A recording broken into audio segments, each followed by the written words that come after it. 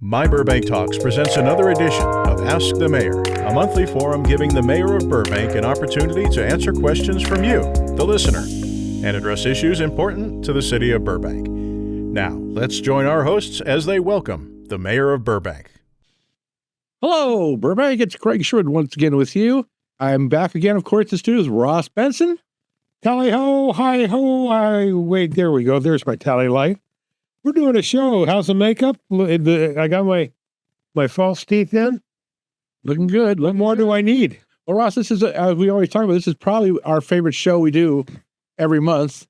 And since we've started it, and with us, we have Burbank's newest mayor, Nikki Perez. Madam Mayor, welcome to the show.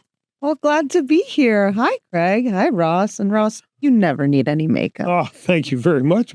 What do we address you? Do we address you as Madam Mayor? Absolutely. Mayor Nikki? Madam Perez? You know, you can call me Nikki, Ross. I'm just a girl from Burbank. Let's talk about it for a second. So you're just a girl, not only just a girl from Burbank, born and bred in Burbank. You grew up here in Burbank, went to Burbank schools. What color is she wearing? Well, she's wearing because she knows. No offense, Burbank High people. No, none. You really beat us this year. It's okay. I'm not over it. Anyhow, you were born here and you were raised here, and let's talk about when did you first decide? Hey, I kind of want to get into politics a little because I want to make a difference. When did that start for you? You know, I would really like to describe it as falling into the rabbit hole, because I don't think there was a moment when I said, I want to go into politics. I think the best people don't think, the folks who really want to make a difference don't think about that. But for me, it was as a social worker. I worked in social work. I went through the county. I went through different systems, and most of my work was either with unhoused folks or in child welfare. My clients were between 3 months and 3 years. And with a lot of them and their families, I noticed something, which is they teach you every client is different. But yes, every family was different, but a lot of their issues and the big stoppage and blockage points they had were all the same, and they were all bureaucratic. And so that made me want to go into the government and start working on those kinds of things, because I realized we didn't have a lot of people who had worked hands-on on the ground floor with folks and just change those details and change those things to make things a little easier for people. And of course, you're getting that $250,000 a year for being a mayor. I mean, wait a second. No, you're not. You're getting nothing. So you continue to work in your job now. So what are you doing right now? Well, let's back up a second. We jumped over that good old high school you went to. Why did we get back into that? I was going to ask her now. Oh, okay. I want to know about the French horn. And did you really play the French horn? I did, and I do. I love the French horn. I think we have a band up behind, at city council. Can we call them a band or 5-piece or something? We got a French horn player here. And did you love Burroughs like Craig and I did? Oh, I love Burroughs. Okay. I mean, high school is amazing. And that's what I'm saying, working in social work got me into the whole government rabbit hole, into working at the state, into all that. But what made me want to run actually for office, because I'd seen a lot of people run and I know how difficult and how crazy it can be to put yourself out there. What made me want to do it is that I had the chance to do it here at home and to actually work for the people that I know, that I care about, that I grew up with.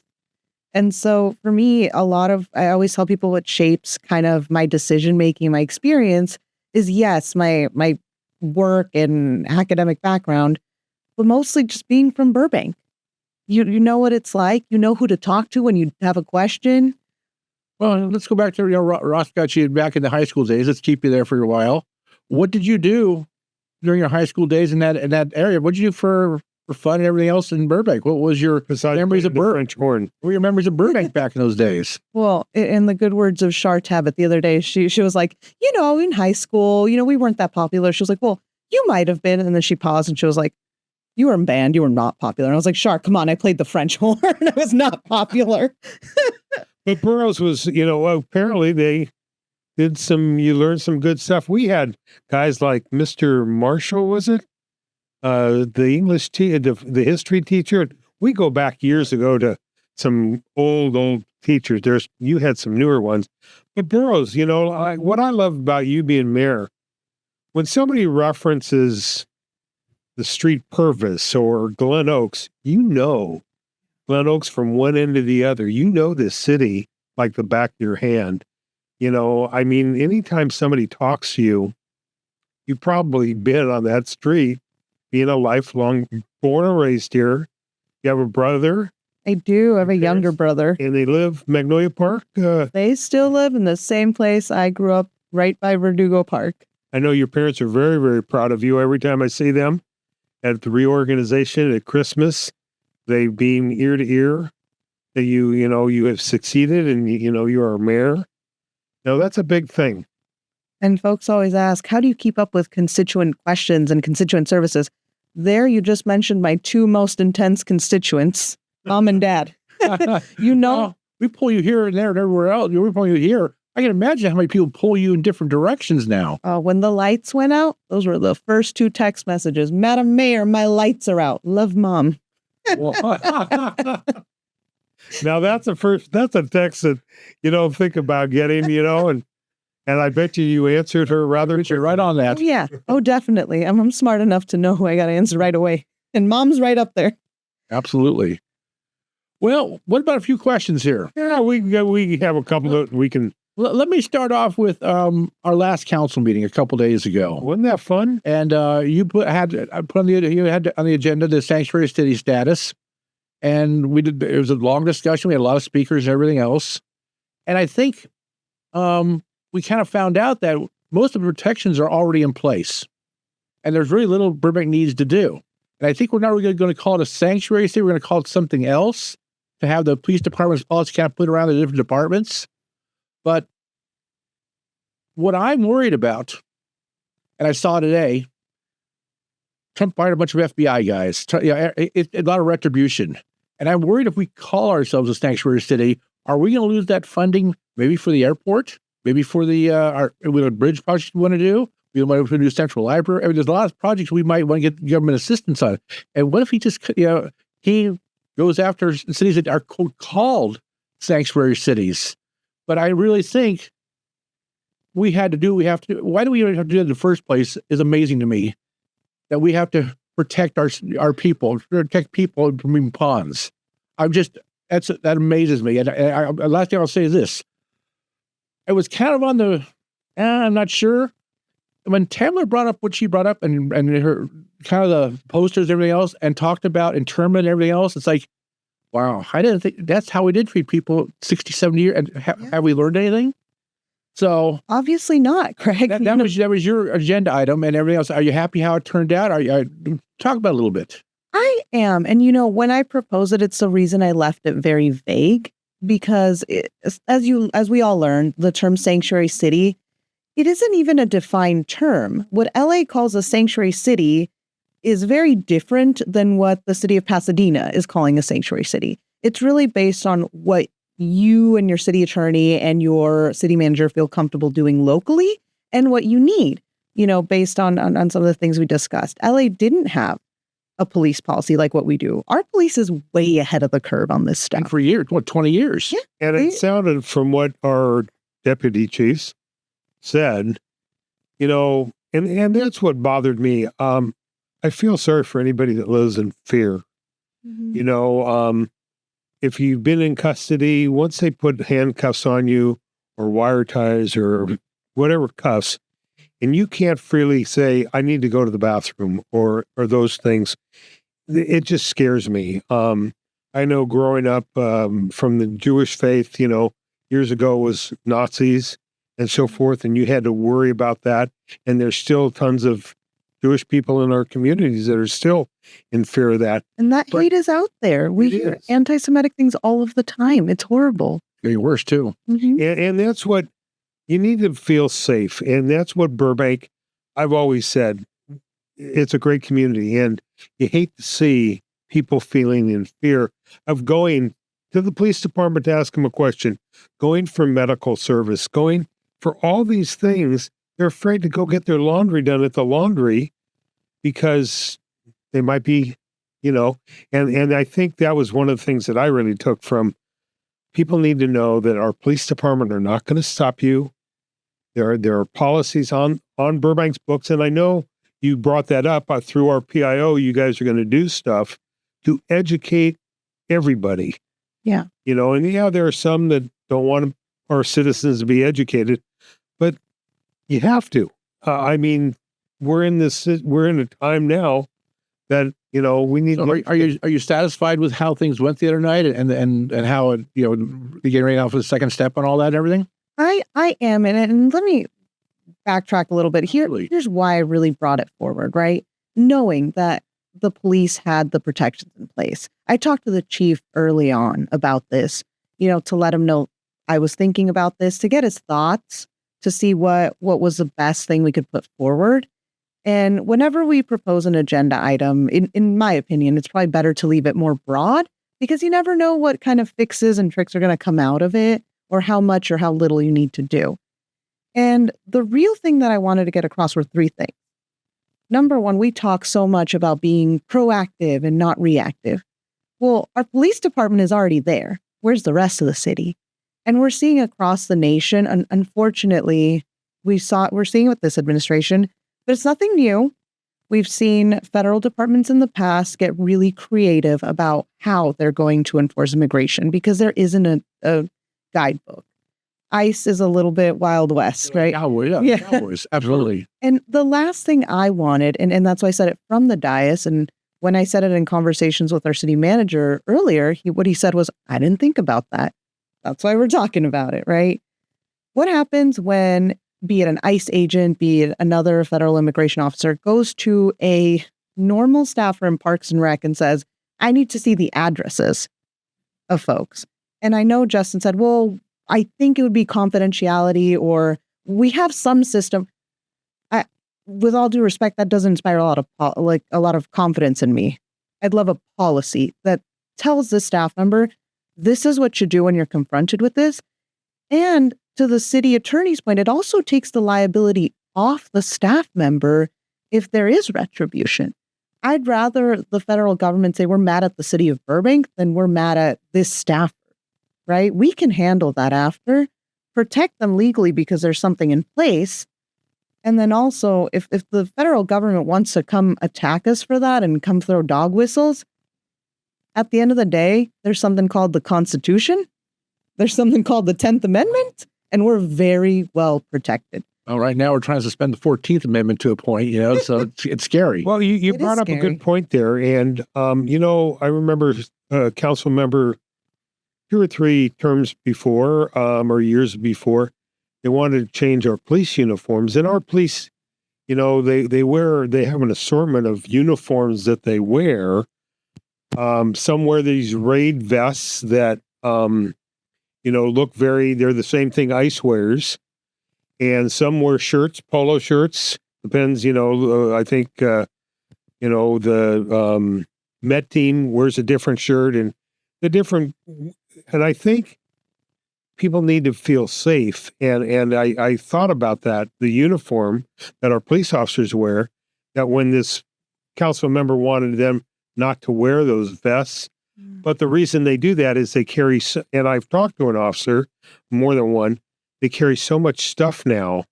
That's why they wear that vest. It's not to make it look more intimidating or anything, but it's because they have so much gear. It's spread out better, but I think it needs to always be clear. You're a Burbank police officer. It has to say Burbank police, front and back, sideways. So if anybody ever gets stopped, you feel safe that you're dealing with Burbank police and not an ICE agent. Exactly. And we would hate for that to happen. We, like you said, Ross, we want folks to feel safe in the community. And it's really not for one particular subsect of the community, because of course, we want our undocumented community to feel safe, but this affects all of us. Absolutely. If they don't feel safe reporting a crime, that affects the person who is a victim of the crime. If they don't feel safe being a witness, right? And again, I know our police had these policies in place, but this is twofold, because now we have them we're going to have them across the city if votes go the same way they did, as they did in this first step. And we would also have the discussion out there, which I can promise you, if you were undocumented in the city of Burbank, you were watching, because people care. And now you know about the police policy if you didn't before. Now you know about the state policy and exactly what that means if you didn't before. And to Councilor Mullins' point, you also know where our limitations are. So it isn't a false assumption of, oh, well, I'm completely okay. And you know exactly how to prepare yourself and take care of yourself. And that you can continue going to Parks and Rec activities, to our library, school. The thing that bothers me, though, is that ICE could come into Burbank at any time, unannounced, and do whatever they want to do, and we really can't really say no or anything else. I just saw they rounded up some people in New York, and there were people around the people they were going after. They said, "Oh, well, we'll just take you too."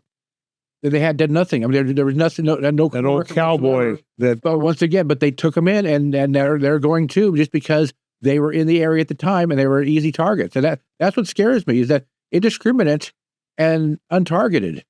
I mean, checks and balances are important, and we're losing a lot of that lately. And it's sad. I mean, I'm in communication with a lot of our different tribes. I don't know if you've heard, the Navajo Nation is very upset because they've had like 10 members who were taken and who had their citizenship questioned by ICE because they have tribal registration for the I'm forgetting the word right now. Where the areas where they live, which is a different registration than a normal ID. And so they had that question, and they had threats of deportation given towards them. They're literally more American than anybody else. Where are you going to send them?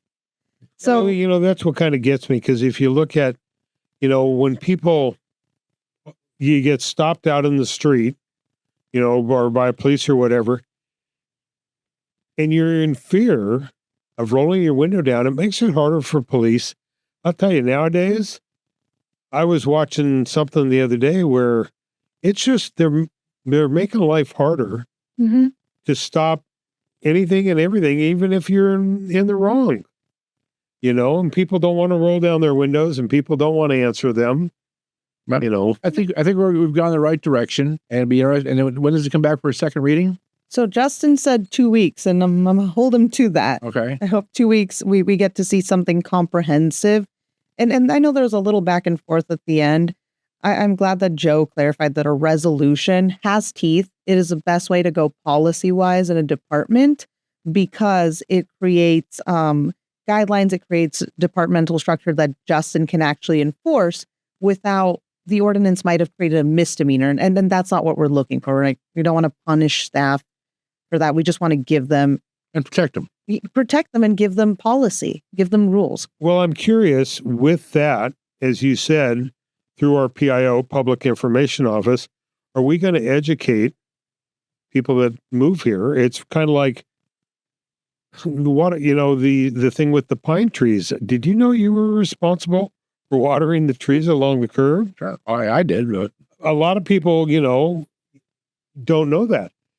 Every year, are we going to communicate? And I will say, we have the best PIO department we have. It hasn't been that way in years past, but we now have somebody that is running that department that's quite good, and can communicate real well.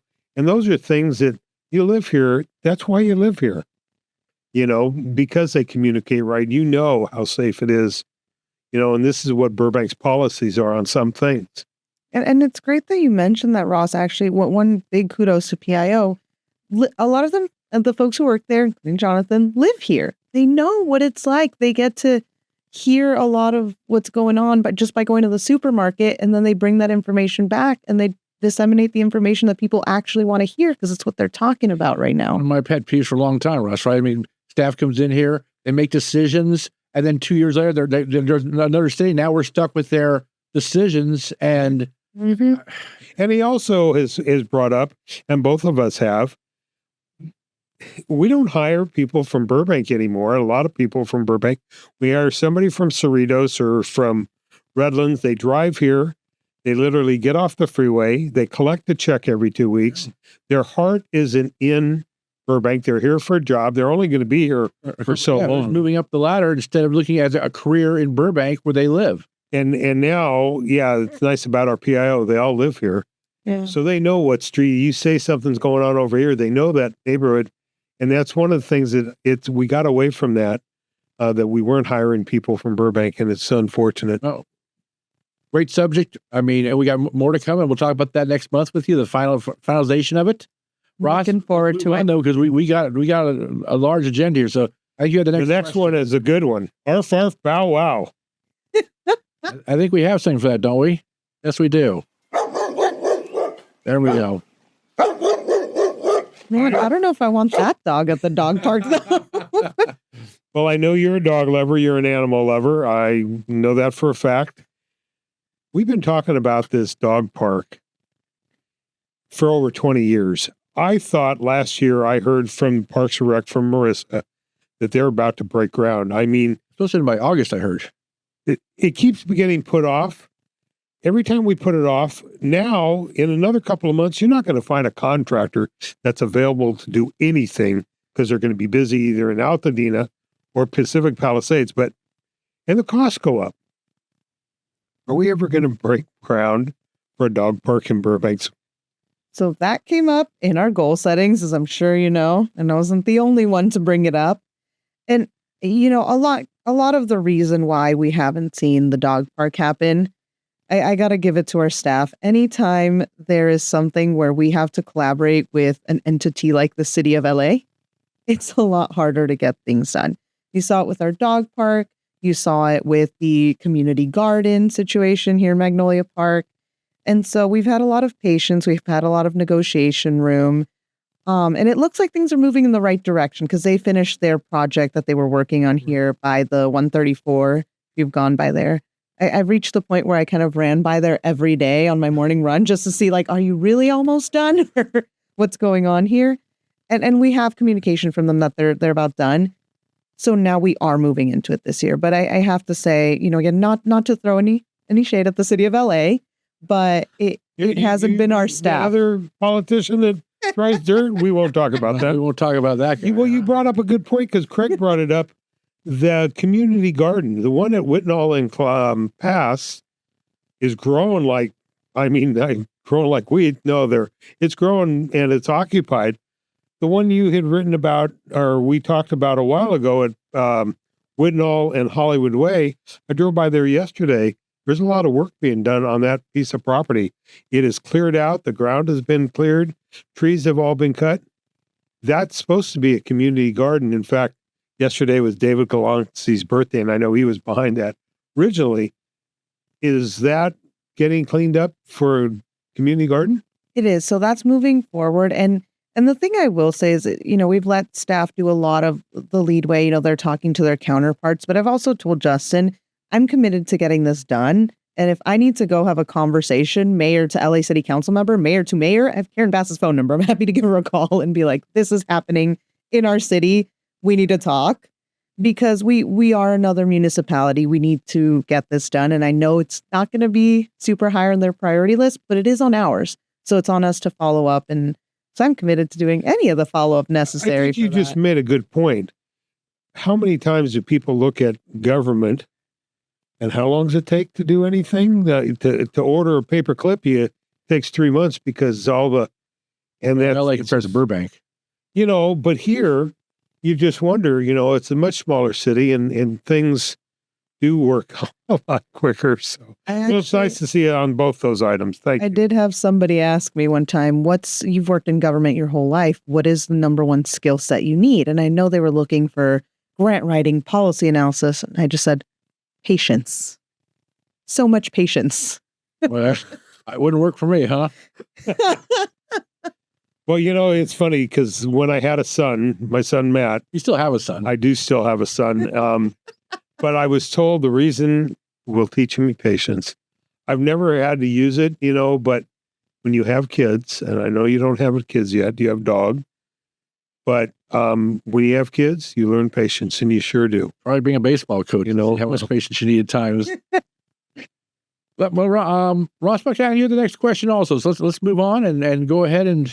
Okay, the next one is you drive over the Burbank overpass, or Burbank Bridge, as my granddaughter would say, the poop bridge, is the water reclamation plant. But we see that huge project going in on Front Street. Front Street's closed every 2 weeks, I think, for some utility install.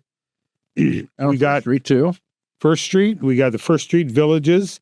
We're going to eventually have out on Hollywood Way. We got a lot of people moving into the city. We're down police officers. I witnessed an accident tonight, and I called the desk, and they said, we don't have anybody to send for half an hour. You put it out, Glen Oaks and Kenneth. Which don't cross. It was actually Naomi, I told them. Yeah. But they had no officers, and I understand that. Now, Glendale just hired or got permission to hire 25 officers, and that's going to take them up to what their staffing levels are. Yeah. Are we looking at, but again... It's also budgeting too, which they have to... Well, budgeting, but also if you hire that many officers, where are you going to put them? Our police department, I hear, is built out. When they built that building, we have room for 20 more years. Well, then you had MET, and you had K9, and you had drone operators, you had all these... We're out of room at the police department. What are they going to drive? We don't have enough police cars for the number of officers that we have out. That's a big picture. I know you have this, as Bob Frutos used to say, you don't have a crystal ball. A snow globe maybe, but not a crystal ball. But I mean, it's all these things that, what are we going to do with, and it's hard to get, it was real hard to get police officers. I think it's getting easier. The pool is getting easier to get, and good officers.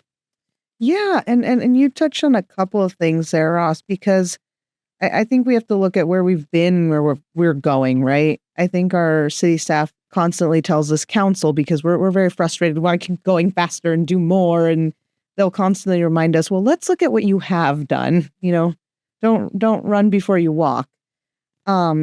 And I think a lot of what we've been doing has been that catch-up work. When I ran for office, one of the things that I ran on was making sure our fire department had the budget they needed. Because I've seen what happens to a fire department that doesn't. Holy cow.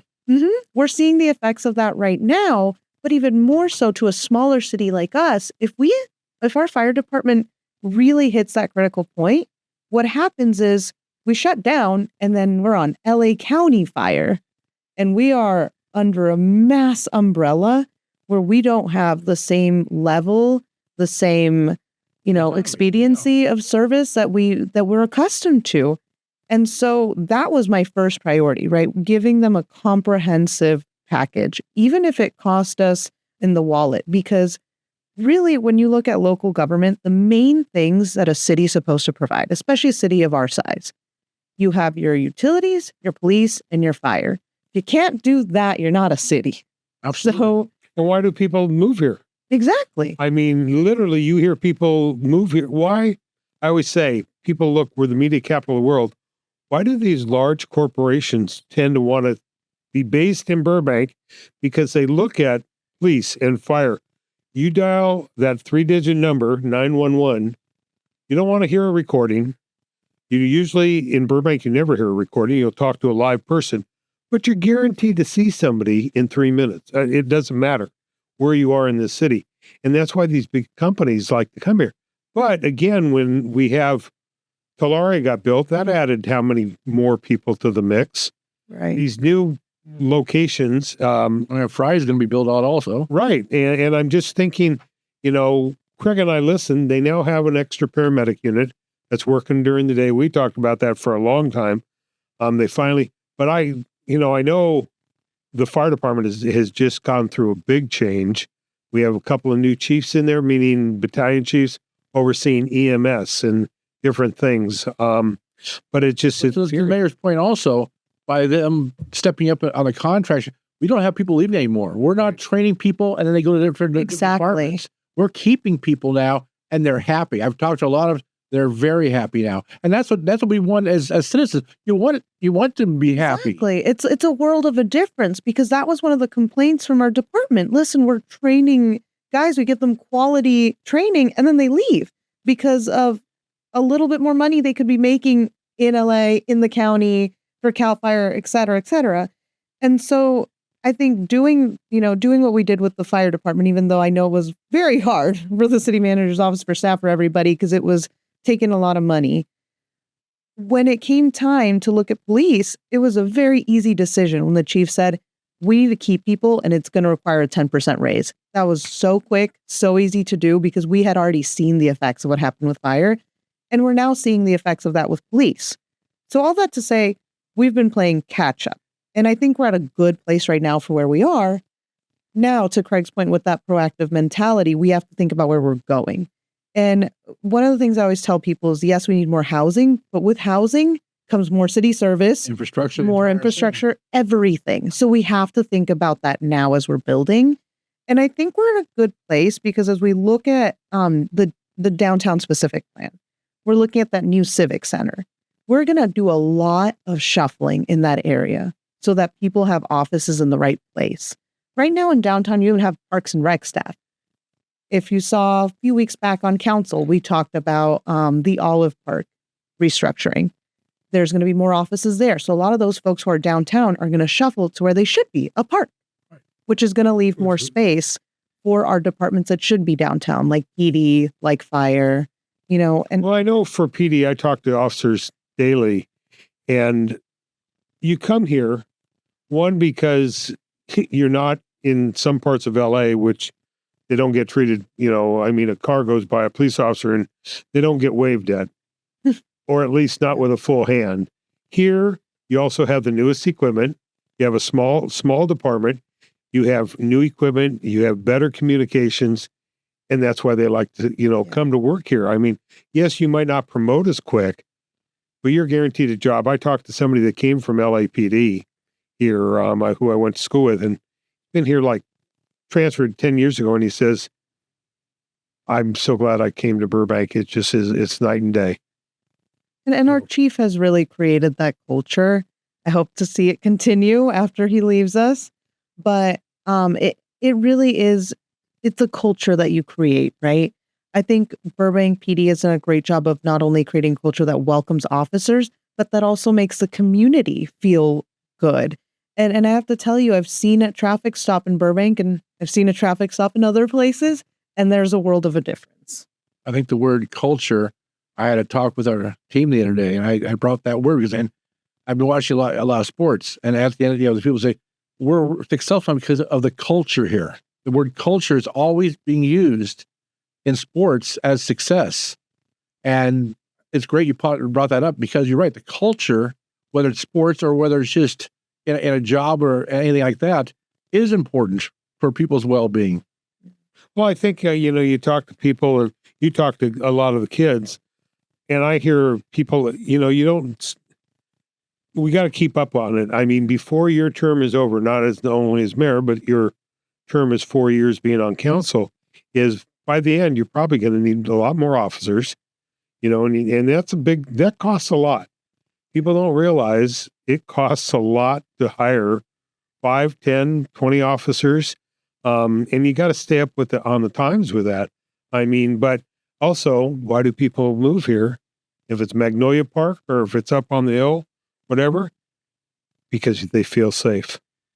Absolutely. 100%. And I think the only other thing I'll say on this, thinking forward, right, in this year, I would love to see, and we talked about this earlier, the theme of community. I'd love to see more of our high schoolers interested in going into fire, into PD here in Burbank. That's why I suggested the fire camp when I did. And I'd love to just see them go into these trades here. I know college isn't for everybody. And for the folks who have maybe interested in these careers, I don't want to see them go to Lancaster. I don't want to see them go outside. They have a community here at home where we're hiring. So I definitely want to make that fire camp that day to shoot, and I read that story and it was great. And I thought, out of that group, some of them probably did it because mom and dad wanted them to take it, sure. But I bet some of them said, this is a career that I like to do. Are we fostering that group? Have we done a survey with them or have we talked to them? Years ago, we had guys like Ronnie Bell who would take a group from a camp like that and they would meet at the fire station on Saturdays. So if it was to roll hose or to learn the apparatus, We don't do that now. Right. And that it's so sad because these kids go get hired other places. But if you live here, you want to work here, and I hope that program, it was great. I saw a lot of happy people there, but there were some people that you could tell it was like PE. They did that for their parents, not for them. But hopefully we'll get some, possibly. Well, you never know, Ross. That's why I joined band, because my mom forced me. But then, 8 years later, I was getting my degree in French horn. So you never know. Maybe some of those very begrudging firefighter cadets are our future firefighters. You'd hope so. And it's funny because my son, he played the tuba at Burbank High and went on to Long Beach on a scholarship. And then when he got to Long Beach, he figured, I'm never going to make $1 million playing the tuba. You probably have said you're never going to make how much money playing a French horn. I double majored. Oh, wow. See? Well, in the middle of Long Beach, I remember him saying, I'm just going to get the diploma here, and then we'll see where I go. So, Well, I think we have a great transition to our next question, because we're talking about performance right now. that's right. And in performance is Hollywood. That's, we're here we are the media capital of the world and all those things. We have 2 major studios in our city, plus How many? 2 major studios. Oh, I was going to say, aren't there more? There's a lot more. I said major. Oh, okay. Nickelodeon? That's not major. Oh, isn't? No. Oh, you mean like Disney and With Warner? big movies out and everything else. Oh, okay. There you go. Okay. And the big TV shows. So I've heard over the years that we have a lot of restrictions and regulations in Burbank.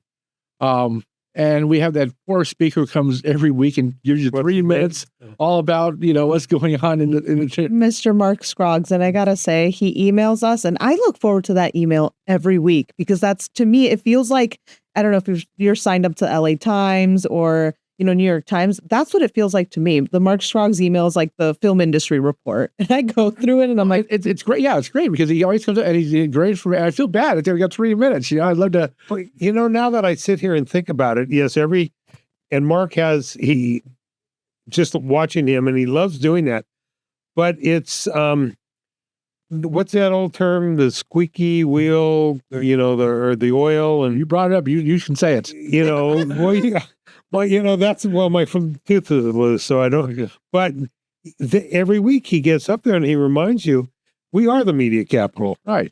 And my point was kind of this is, what can we do as a city to help streamline permits to get, incentives? Because we all know that not only does a production company, pay the fees and everything else, and the fees really shouldn't matter. It's the money they spend on the outside, the caterers, all of the prop house, all those things that we have here in Burbank also, those other industries that depend on them. And they'd probably, would get the benefit also. But what can we do to get, because I see there's very little filming in Burbank anymore, and I've heard, well, there's not a lot, sometimes we have a lot of regulations and everything else, and in this city we don't, and everything else. And so have we really looked into that and see what we can do and said, hey, back in the day in the 70s, Adam 12, Emergency, all those shows up and down the streets here all the time. There was always shooting here in Burbank. There that is in Burbank. There that is in Burbank. We're not seeing that much anymore. And I will say the reason that is, unfortunately, is we're not seeing that in California anymore, period. And that's been the biggest hit, And so to answer that question, really, I think I'm looking at my goals for this year, right? And one of the major goals I have is to really make sure when we say we're the media capital of the world, we put our money where our mouth is, right? Absolutely. The city needs to support the film industry wherever we can. And there's several ways we can do that. Probably the most largest structural way, not federally, statewide, is the film tax credit and supporting that. We need to make sure that the legislators who may be iffy on voting for this, our Northern California friends, know how much we need it. And know that this isn't just, Hollywood and the actors asking for a bailout. No, these are unions. These are everyday folks who are florists here owning a small business who are going to rely on that tax credit because they need the production here back in California. And in my opinion, Newsom is a little too late with this tax credit. This should have happened a few years ago. And the attention from the state should have been on this a few years ago, because the film industry is the economy of California as much as it is of I Burbank. think Newsom kind of went to the tech firms and everywhere else and tried to court them because they're the big money people, and not realizing what kind of money the studios actually bring into California, and now they're all leaving. That now we're starting to see that tax rate decline. I got a question for you, Madam Mayor. We have a ton of production related companies here, from caterers to florists, as you just said, to tailors to, there's everything. There is a ton. When they get a permit in Burbank to film, and usually then it's too late, are they given a sheet of paper that said, these are Burbank businesses that are related to filming in Burbank? Are you guys supporting them? Are you buying your gaffer's tape from Burbank so-and-so? I'm being involved with the chamber. It blows me away how many different companies there are in Burbank that you use on a production. Why are these people going to out of Burbank? They should be buying it right here in Burbank. That money stays here. I got to say, as you know, I wasn't going to bring up Burbank on Parade, but I made Burbank on Parade. Holiday in the Park. I have more shows to do, so don't worry. Holiday in the Park. I made sure that we use Burbank-based companies for our porta potties, for our walkie-talkies, for the lights in the middle of the street. And industry was slow in November and December. They were real glad to get paid by us and their Burbank companies. I did not want to leave Burbank. And to me, that's important. We got to use more Burbank, these businesses in Burbank, that this is how we survive. And that's where I think what we need to do this year. And that's why I've asked for the film and industry subcommittee. I think it's insane that we have so many commissions, boards, committees, subcommittees, task forces, but not one is focused on media and entertainment when we are the capital of the world. And on Tuesday, so I'm good time to re-bring that back up. 100%. Even though to me it still feels like a long time coming. I asked for this at the beginning of last year. and again, Mark Scruggs, thank you for reminding us every week. He's, a lot of people, you think he gets up there and he's got tenacity. He does, but he also, his life is getting work for Burbank people. And he's well connected because I've had several meetings with him, and the folks that he'll introduce you to are those exact people that we're talking about. The folks who run a costume shop here in Magnolia Park, the folks who work in catering. And the thing is, and the reason I wanted this subcommittee is because those are the folks I want in the room together. I have seen now what that does. So post-strike, post all of this, I've been in a room where, and this was very interesting because we did a group of all of the film unions, Warner Brothers, Michael Wahlberg was there. There were a couple of the other studio folks and a few sprinkle of electeds. And I was invited to join the conversation. And we talked about the film tax credit, what's working about it, what's not, what else we feel like we need. Shout out to our musicians union that was there. They're located here in Burbank, Local 47. So it was just a conversation from everybody, and some folks like them who shared, hey, we're not included in the tax credit. We really should be. And so talking to groups like that has been my focus, because now I want to take that and put it twofold. Burbank needs to do as a city two things. One, support what our folks are asking us from the state level, send those letters, make that noise, and make that noise in Sacramento as the media capital of the world. Say, we are the experts on this. We have the people. Listen to us. And I know we have great advocates in our state assembly member who's going to make sure a lot of that gets heard. And we also need to then look at the local level and say, what can we do? Right. And I'm working with another group there. They're California United, and they're a group of directors, producers, union workers who are really coming together. It's interesting because a lot of times these folks are on opposite sides of the negotiating table. They're coming together because this affects all of us, and they're putting a list of proposals that they think Burbank could take a look at and could be the leader in, and say, we are doing this because it's 51% of our city's economy, the rest of Southern California, you should do this too, because we need to work on these things. We need to bail ourselves out. The problem with when it comes to LA, they have so many plates they're twirling, and they don't think of it. Oh, they take it for granted. The production amount that goes on for us in Burbank, it's like I said, our studios are major studios. You did not know the questions before you got here. We didn't prep you or anything else.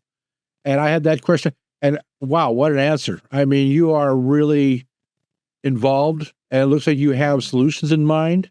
And I give you a lot of credit for that, because I did not expect that detailed of an answer, and I'm very impressed by that. So let's continue to, work on that. Absolutely. And I think, just to go back to kind of our rolling theme here, it really does go back to me being a Burbank girl.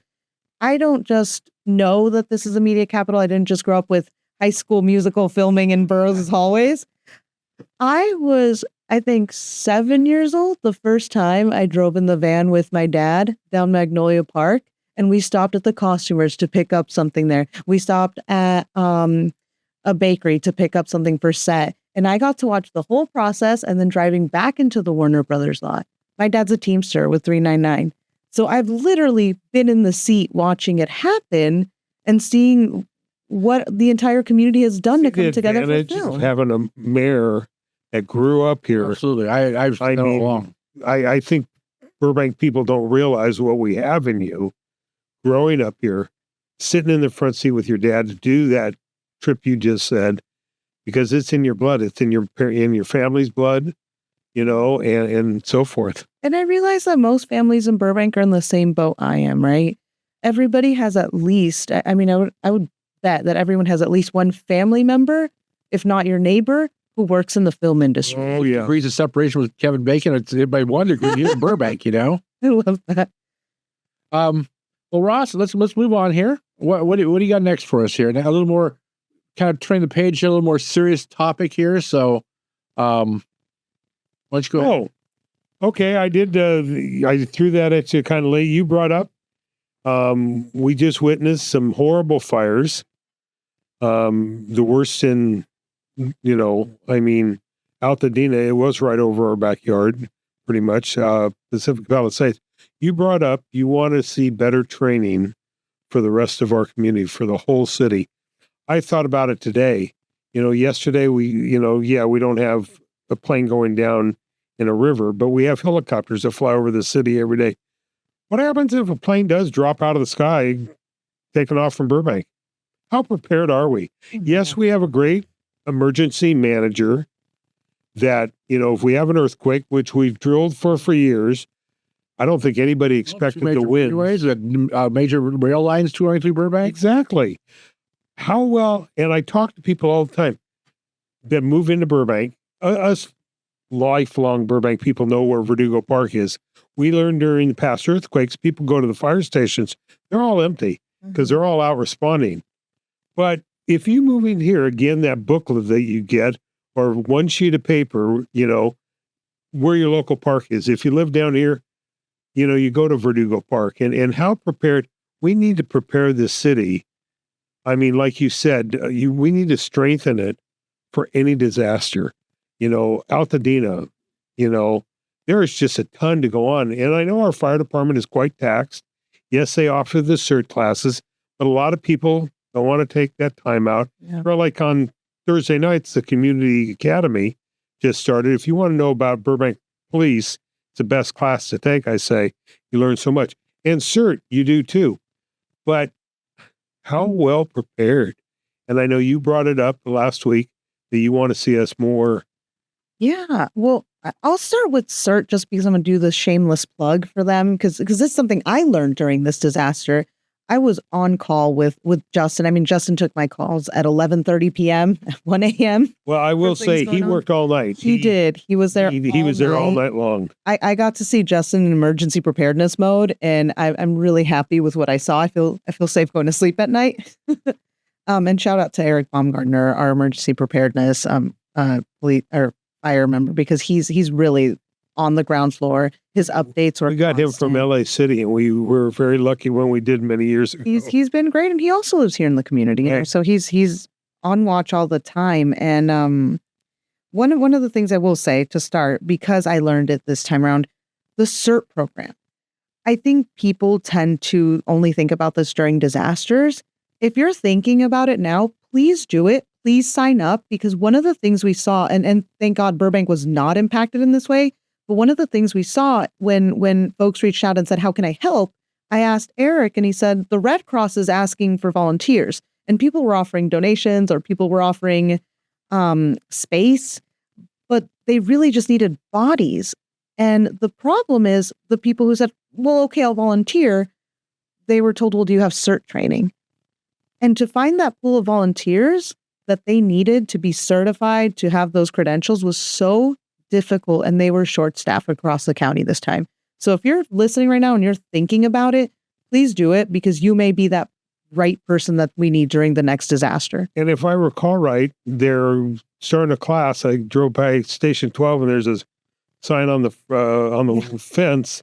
If you're interested, I think the classes are starting this month, but they do them every so on. Yeah. But again, yes, I'm certified when I was working at a church in Hollywood, which it doesn't matter if it's Hollywood or whatever. The cert training is all the same for everybody. But again, it's only so many weeks. You wouldn't believe how helpful it'll be. And that's why I say folks are really thinking, because I know a lot of us, especially here in Burbank, we feel so lucky because we were really, really lucky in comparison to our neighbors. If you're feeling that way and you're thinking, I don't know where to donate clothes or things, think about donating your time and getting prepared, because unfortunately, we don't know when the next earthquake is going to come. We don't know when these things are coming. Yeah. About time. Time is ticking for that one. And if you're certified, you're ready. You're one of the most vital volunteers. But shifting gears back to the question, I had to do my shameless plug there for CERT. I think the main reason I asked for not just disaster preparedness, because I think that's on everybody's mind, on our council, from elected leaders across the region. The reason I asked specifically for neighborhood by neighborhood is because when you think about it, I thought about myself, right? Here in Magnolia Park, we have our backpacks. Blake and I have our backpacks in the front for what we're going to do. My parents, I know, have their backpacks in the front. And then I think about it, and I don't know what's after that. Where do I go? What is the safe place, right, for my neighborhood? I also think of my neighborhood here in the media area. Where are the folks who are in the studios going to go if it's the middle of the day? And What people I don't happens? think understand those power lines are going to be down. You can't drive over them. There's so many things that you got to be aware of that, again, I love the idea, because as a media person, I've seen it. And I know everybody likes to help. They want to bring something to the fire department, cookies, food, water. They don't understand the fire department gets inundated. After every event, such as a fire or whatever, they usually have so much Gatorade and water, they're putting them in people's desks because they have no storage. They don't realize that the Burbank, each fire station only has so much room. Ross, And they don't- who's Repair One? Now, Bob, I can't think The of reason I'm asking is on Channel 9 News and on Pasadena, I saw them interview the guy driving Repair One, who brought an entire truckload of stuff out to the donation center out there Right. from Burbank. And they didn't have his name on the screen, but I go, oh, I recognize the rig. And I go, that's Repair One right there. Yeah, and it's just people want to be helpful. I get it. It was funny because one day the fire union, they were at one station, said, bring your stuff. It's money they need. It's the people, just your body. You might not be able to do much, but volunteer. That's it. Yeah. And I think as a social worker, I have to again throw in the plug. I've said this from the dais. If you want to help, it's always best to ask how. I actually felt very compelled when the winds were happening, even before we saw all the issues with the fires, because I was on my street, a tree fell, and I got to watch BWP in those winds at 3 a.m, fixing a pole at 30 feet in the air. That's not something I would do. And so to see them do that, big kudos to them. And I thought, wow, these guys, this is the rest of their night. And they're just going in, they're going back to their stations, and they're going back out. Well, And I know so- people are going to be watching. their stations. They just call to call. We were hearing. Never listen to it. They will go in sometimes just to check in and then come back out. And so the thing I actually learned with this when I was like, what can I do? Is I picked up the phone and I asked, what do you need? And I was surprised because to learn that when they said, we get a lot of donuts, we get a lot of treats, they wanted grab and go snacks because that way they could have actually something to eat on the way out. And that wouldn't have occurred to me because I'm not somebody who's a first responder in that field. And so one thing I always tell people is wherever you're donating, call first and ask what they need because you'll be surprised. When I used to work at a homeless shelter, a lot of times people were like, oh, I have mittens, I have gloves. And I smiled knowing that I had a closet full of mittens and gloves. And then they would ask, what do you need? And I would say tampons because people don't think of donating things like that. So it's always helpful to call, ask what people need, and then you can be really the most beneficial. But I'm curious, Madam Mayor, is year round, yes, we witness fires, and we're just going to have some rain coming up. But if somebody is out shopping, Costco, Smart and Final, whatever, and put together a dozen bags, they could take it to the guard shack at Water and Power on Lake Street for the guys in the field year round. I mean, those guys need that nourishment all the time and they'd be appreciative. Good way to say thank you for you guys being up that pole in 30-mile-an-hour winds or whatever year round. It doesn't need to be an emergency. And I just think people need to think about that. These guys are working year round. I know for the police, they get fed very well. Yes. Restaurants take care of them very, very well. But year round, I think people don't realize And then our lovely PD, I have heard from them sometimes when I'll say, like, what do you all need? They're like, no more snacks. no more. Yeah. Those guys are fit. So- Well, they took somebody just told me they took the vending machines out of the break room because they were always breaking down. So that's why. Yeah. And they also don't eat donuts anymore. They don't stop. Form of fallacy, probably. But yeah, to go back, I think, it's really important for all of us to have a citywide plan, but that's neighborhood specific. Because I realized in that moment when I thought about how I evacuate, it's going to be really different than my friend who lives in the hillside. And the things they're going to be ready for are also very different, And I want all of our neighborhoods to have a plan, to have a place to go. It's kind of like when we do our school fire drills, Well, and right now, I'm hearing it daily. I see it on social media. People are frustrated that all the branches, the leaves, the gutters still have stuff in. They don't realize I listened to the Parks and Rec. Marissa gave a report of how many trees, how many branches. You go by Verdugo Park, there are mounds of branches still. They've made a priority. They've triaged it. They are like they did in the Emergency Operations Center that night. They triaged incidents. And I saw a witness, the fire department, if there were power lines down, Yes. they would go out and put a caution tape on it. So if a police officer drove by or somebody else saw it, it was a sign that they'd already been there. And they were doing that all through our tree. If there was a tree down, you don't need to report it 20 times. They put a tag on it. But I know Ken Berkman and his department and forestry are cleaning up. There are still tons of debris that it's hard to catch up. I drove Glen Oaks last night. City of Glendale hasn't even touched the medium down the street. There must be 25 trees down. Yeah, and I'm glad you said that, Ross, because I think, kudos to our guys. And if you're a little frustrated out there, I hear you. It's hard to deal with, but we are really going in order and our priority is always safety. So we really went through the trees that were on top of things first, that were blocking roadways. And then I got to see it in action. We went to the trees that were then turned into emergency situations. We had about 170 or more tree failures. And some of those, it was worth noting, were not just trees that had fallen down, but trees that were on a teeter, potentially about to fall down. And so those potentials were an emergency for us because God forbid that falls on somebody or on something, right?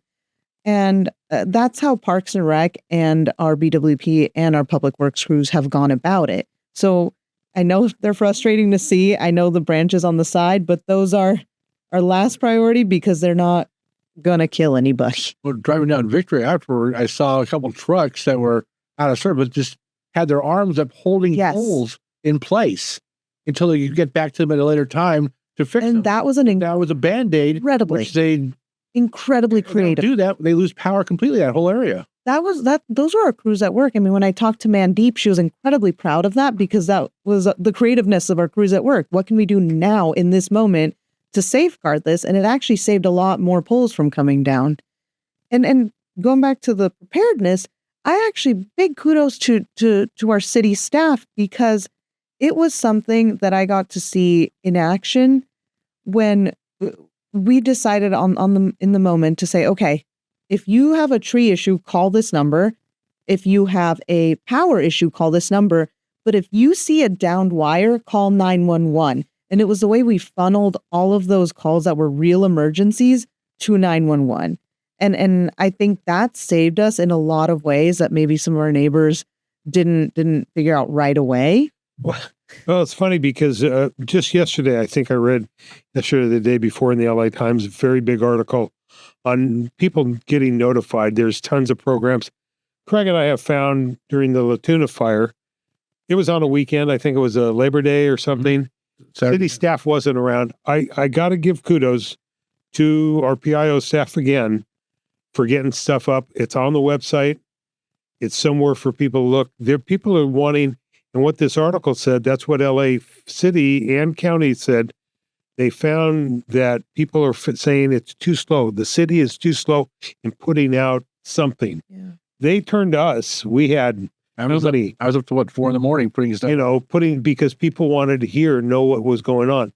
And I will say that when they've on this emergency, getting that the city webpage where people can ready, get, go, or the different notifications are just totally different than. And really kudos to Jonathan and his staff with that because not only was it quick, but it was also accurate, which was the priority.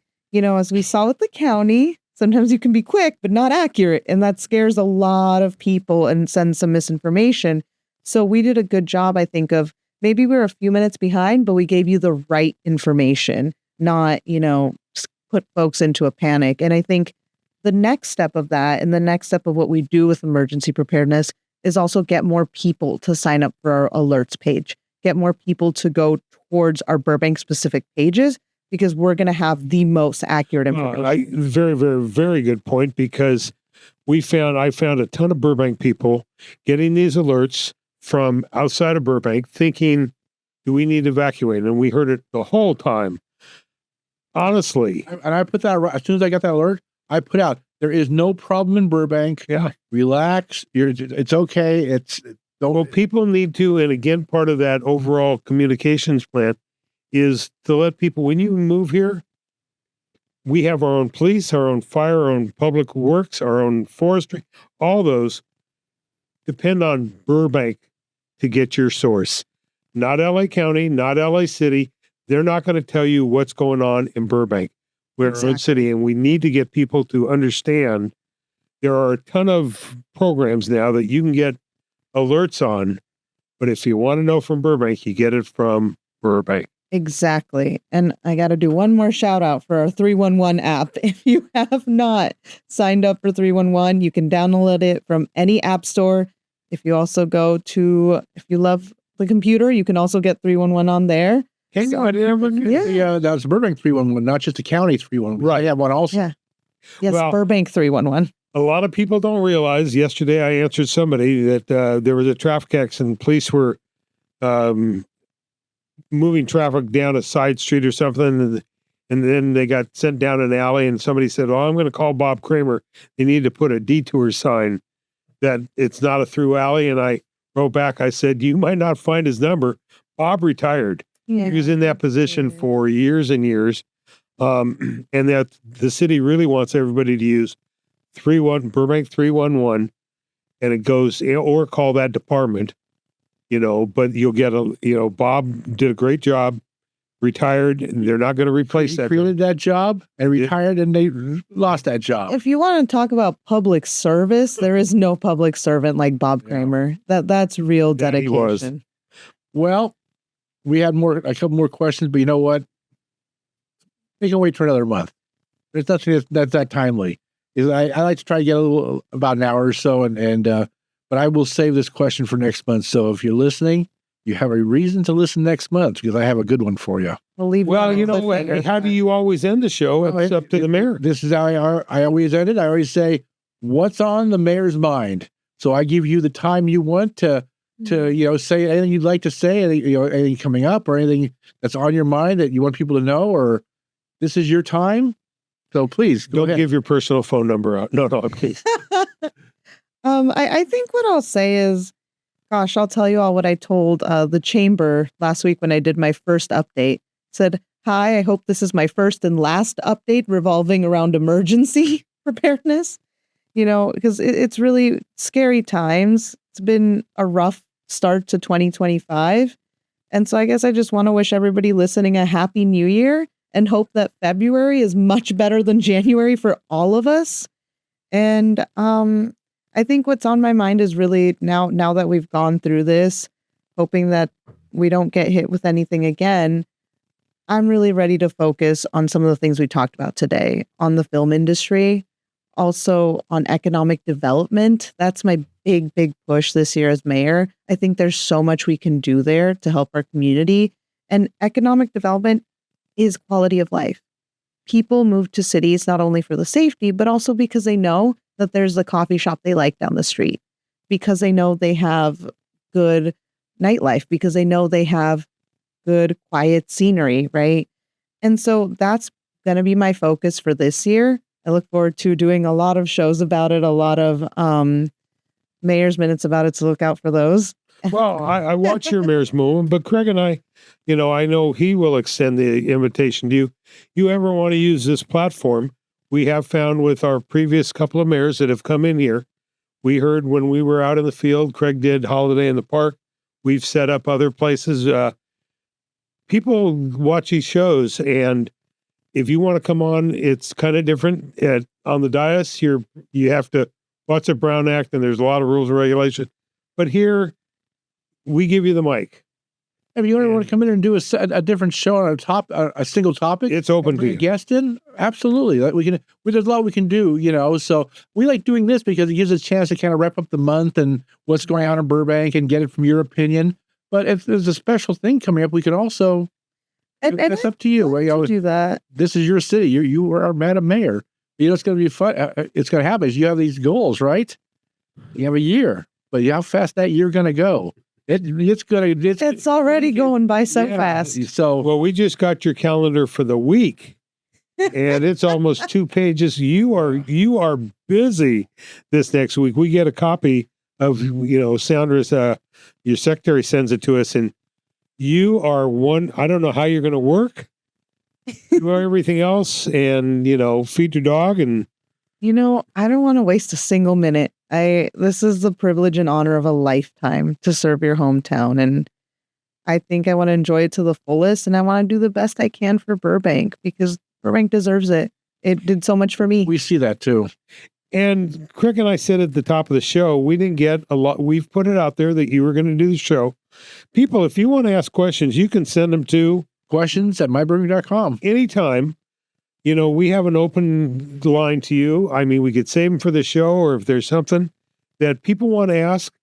I always say people don't realize our mayors are available, Yes. not just in the grocery store or, putting gas in your car, but if they have a question and they don't want to go to the city council because that's not the place to ask.